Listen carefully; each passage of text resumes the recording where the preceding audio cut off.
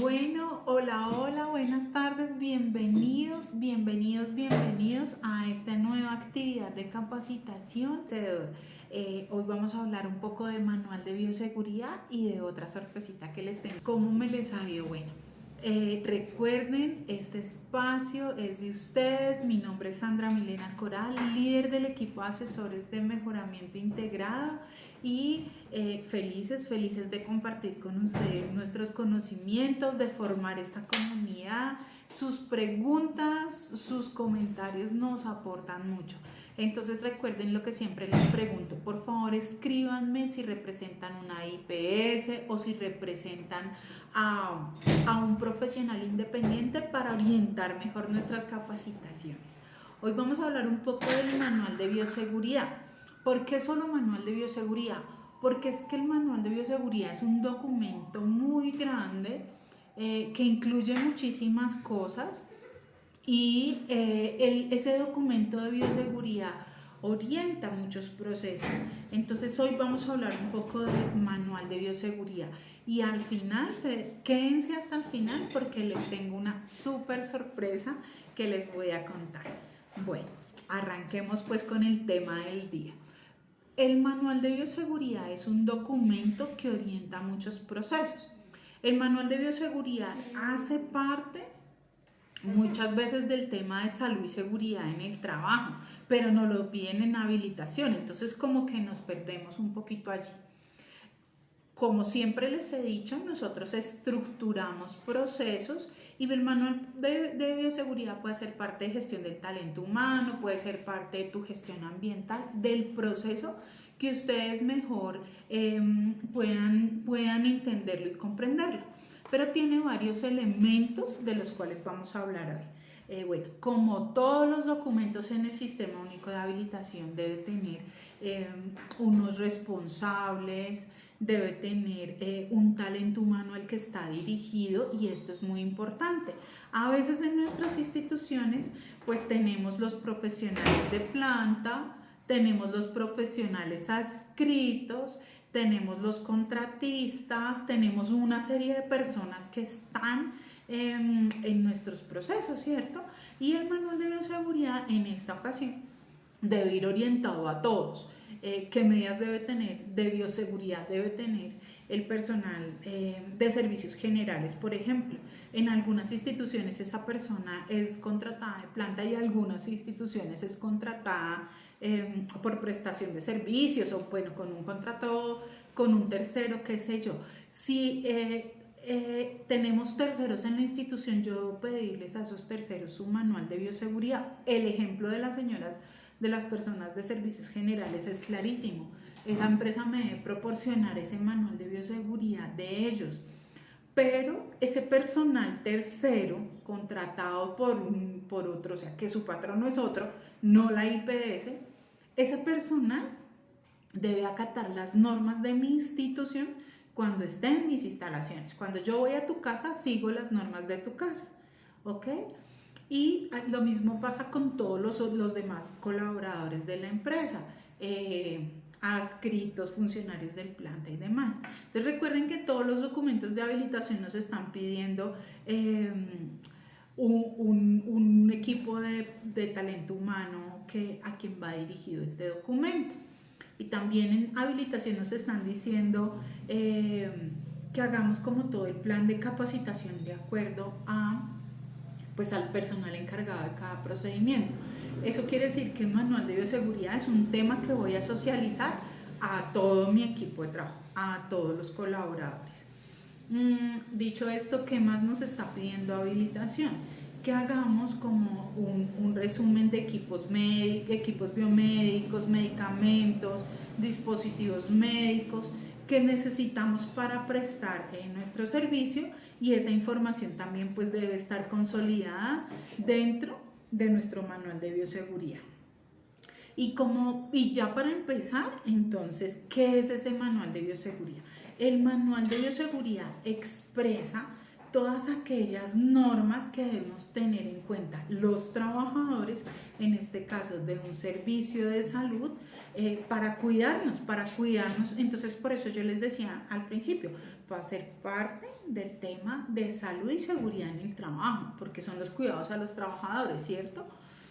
Pero puede ser parte de la gestión ambiental, porque en este proceso pues es que miramos muchas actividades de cuidado del medio ambiente. Entonces, bueno, ya tú mirarás qué enfoque le vas a dar a tus procesos y en cuál proceso se ajusta más el manual. Entonces, lo primero que vamos a tener en cuenta en este manual es una relación entre las actividades que hacen mis trabajadores y los elementos de protección personal que deben utilizar. Entonces, por ejemplo, una persona, un médico, ¿qué medidas de bioseguridad debe tener? Una persona de servicios generales, ¿qué medidas de bioseguridad debe tener?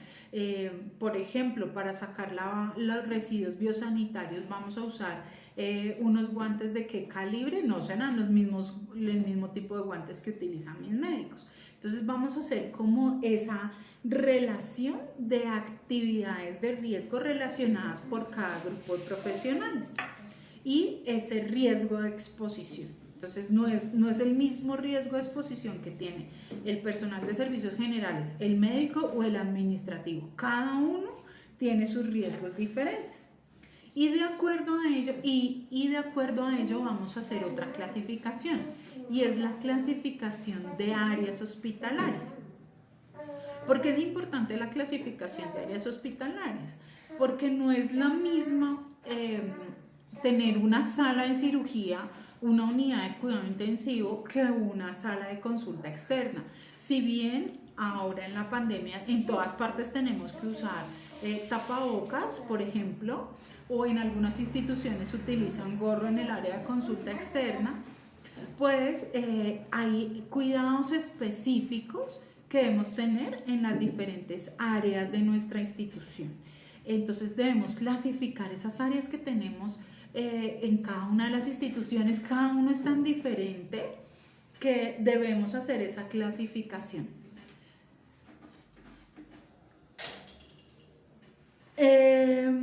Luego, entonces vamos a expresar qué medidas de bioseguridad vamos a tener en cada una de esas áreas y de acuerdo a cada uno de esos riesgos. Mira bien lo que te estoy diciendo. Voy a tener mis riesgos y mis áreas, y unos riesgos diferentes en cada área. No es lo mismo el personal administrativo que está en una sala de cirugía o al personal administrativo que está en una oficina netamente administrativa donde no hay atención a pacientes. Entonces tengo que mirar como todos estos factores para saber ese personal en cada una de esas áreas de riesgo qué medidas de precaución va a tener. Y vamos a recordar que hay unas normas de precaución universal. La primera de ellas, obviamente, y hemos hablado mucho y hemos aprendido mucho en este camino, se llama lavado o higiene de manos. En este manual tú vas a expresar esas normas que tiene tu institución para el lavado de manos. ¿Que la norma te pide un protocolo de higiene de manos? Sí, vas a tener protocolo de higiene de manos y vas a tener expresadas esas normas de bioseguridad acá en el manual de bioseguridad en cuanto al lavamanos. ¿Los dos documentos son necesarios? Sí, los dos documentos son necesarios. Bueno, y en cuanto a higiene de manos, ¿qué vas a poner? La técnica adecuada, los momentos adecuados, cómo eliges las soluciones con las que te lavas o higienizas las manos. Tú compras cualquier alcohol o compramos un alcohol que sea catalogado como dispositivo médico, compramos cualquier jabón, o para esta área compramos uno y para estas otras áreas compramos otro. Todas esas normas que van a proteger a tus trabajadores deben expresarse en el manual. No es lo mismo la higiene de manos en sala de cirugía que en una oficina administrativa. ¿Okay? Entonces vamos a tener esas normas expresadas en las diferentes áreas en cuanto a higiene de manos. Y otra cosa muy importante y que a veces se nos olvida es esa verificación de la infraestructura para la higiene de manos. ¿Qué es eso de verificación de infraestructura para higiene de manos? Es que vayamos con ojo auditor a cada una de nuestras áreas periódicamente, qué sé yo, una vez al semestre, una vez al año, pero que lo hagamos con el ojo observador para mirar, tenemos lavamanos, ese lavamanos tiene agua, tiene jabón, tiene las toallitas de papel, tiene la señalización de la técnica y de los momentos. Miren que a veces uno dice, no, eso no, pues ya, yo mandé a poner el lavamanos, eso por ende se cumple, pero a veces va uno al área y ve que el jabón se acabó hace 2000 años y ni la persona que se encarga de ponerlo, ni el que lo va a usar dice, oiga, necesito jabón. Entonces uno dice, bueno, ¿qué pasó? O se acabaron las toallitas y todo el mundo se seca así como... Y yo creo que pues ustedes estarán diciendo, uy, eso pasa en otro país, en mi IPS no. Entonces la auditoría de infraestructura de lavamanos es importante incluirla. Ahora bien, el uso de los elementos de protección personal que en salud y seguridad del trabajo llamamos los EPPs. ¿Qué elementos de protección personal vamos a utilizar en cada área? Ya les venía mencionando. Cuando se utiliza gorro, cuando se utilizan polainas, en qué áreas y en qué momentos, cuando se utiliza el tapabocas y qué tipo de tapabocas. Si yo tengo un área de consulta externa de bajo riesgo, entonces voy a permitir el uso del tapabocas quirúrgico o voy a utilizar el tapabocas N95. Y en esta pandemia esto sí que ha cobrado relevancia y que hagamos cumplir esas normas por parte de nuestros funcionarios, porque como ya las hemos ido haciendo más laxas, entonces llega en la clínica de procedimientos particulares la señora que no se quiere poner el tapabocas y entonces nosotros, pues como es particular no podemos perder el paciente, entonces mejor no le decimos nada y entonces las medidas comienzan a relajarse y comenzamos a cometer errorcitos que nos ponen en riesgo a nosotros los trabajadores de la salud. Entonces es importante que tengamos expresadas esas normas en cuanto al uso del tapabocas. ¿Cuánto tiempo dura un tapabocas quirúrgico?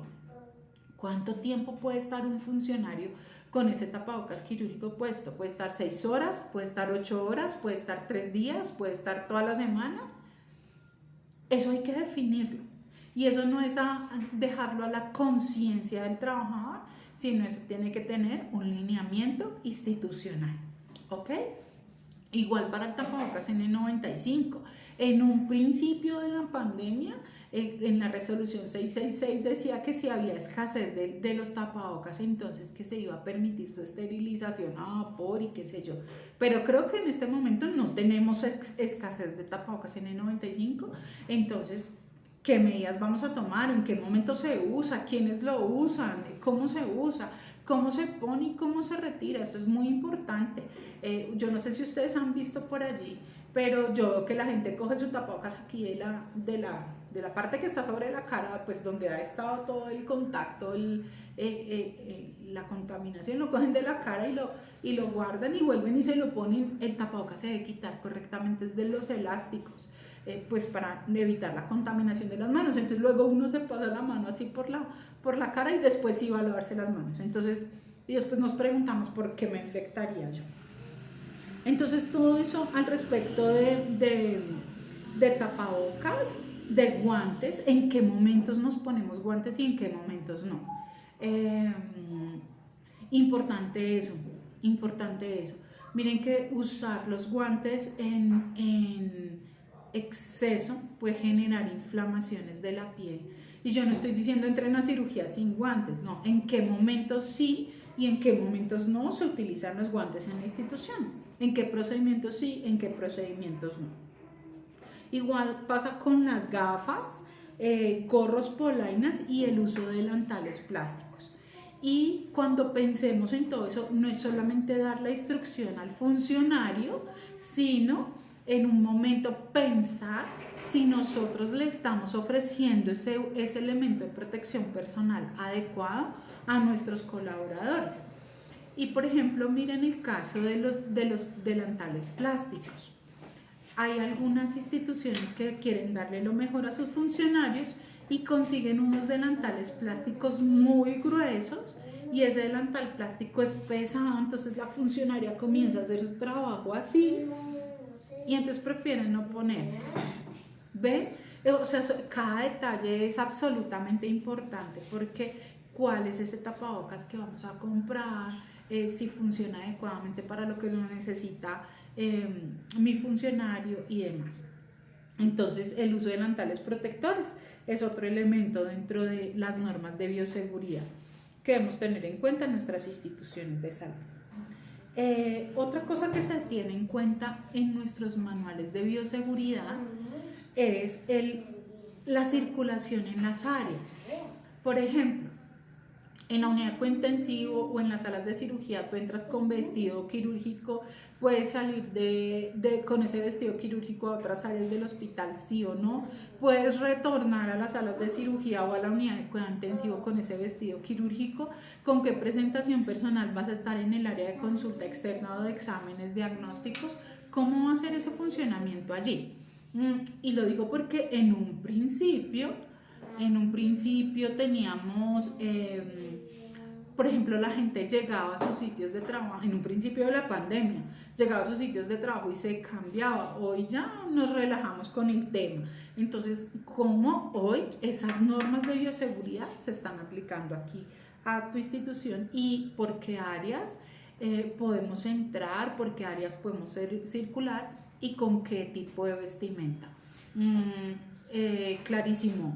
Salas de cirugía, cómo se manejan, unidades de cuidados intensivos, lo que yo les mencionaba ahorita de polainas y eso, qué tipo de zapatos podemos utilizar allí, joyas y demás.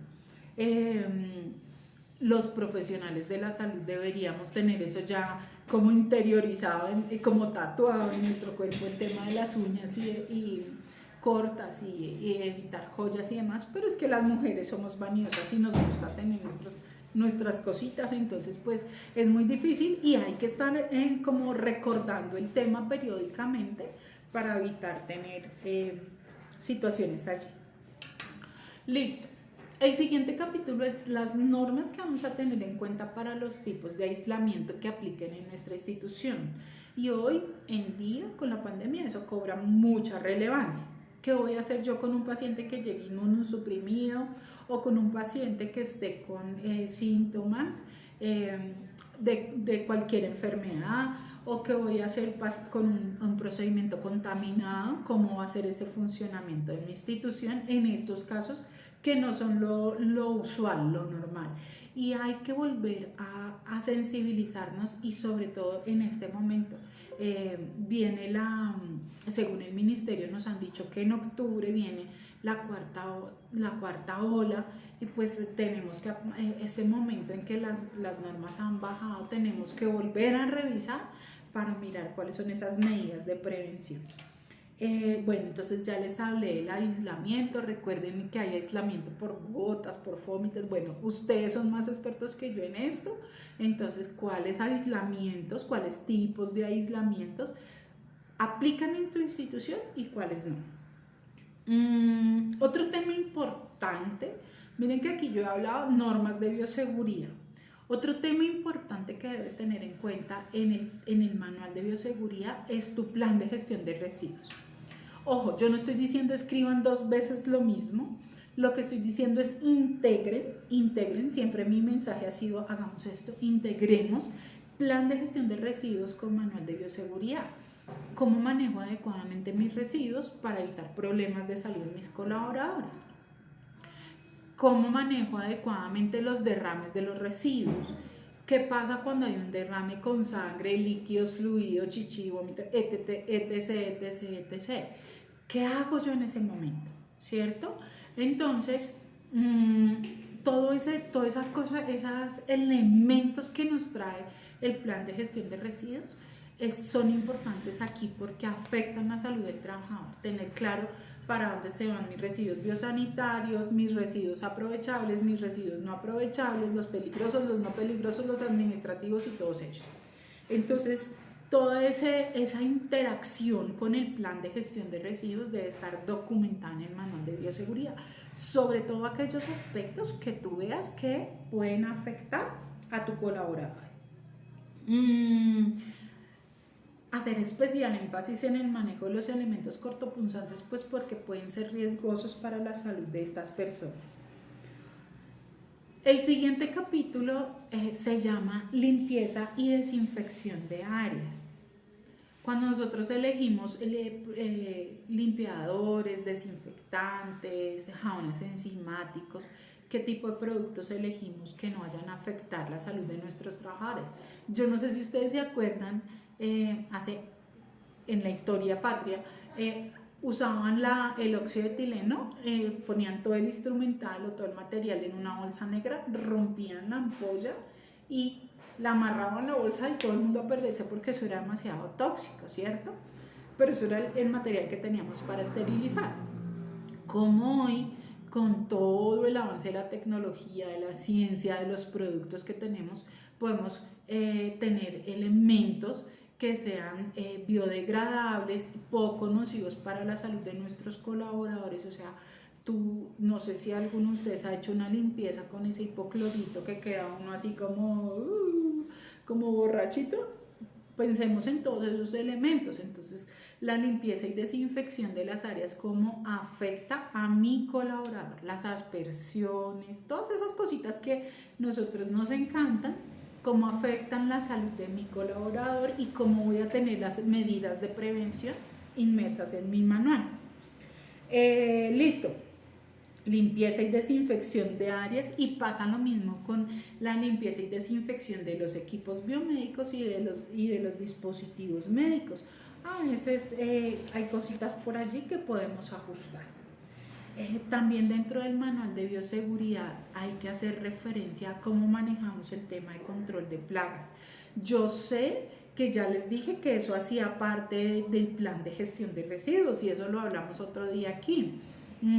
Pero como yo aquí lo que estoy diciendo es como ese plan de fumigación o de control de plagas ¿qué voy a hacer para que eso no afecte la salud de mis trabajadores?